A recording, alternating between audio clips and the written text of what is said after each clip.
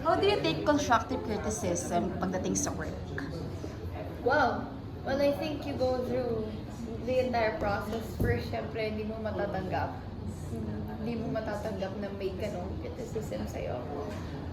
But by the end of the day, that's still up to you. It's your choice whether you'll take it into heart or not, whatever they say to you.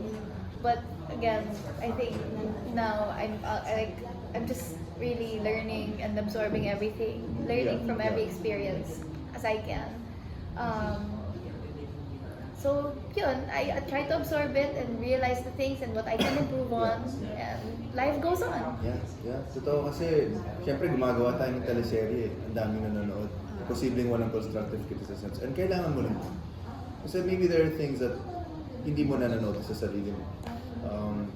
But there's a fine line also between constructive criticism and just plain like what, if you're gonna troll the person or whatever. So you have to know the difference too. Which is why it's important you have people around you who also tell you these things and will show you like a mirror of, uy, hindi okay yan, or you could work on this better. So having that heart of wanting to learn and eager to grow is, I think, very important. Kasi you shouldn't settle for kung anong meron, diba? Kasi you always want to look for more growth and look for more things that you haven't done before.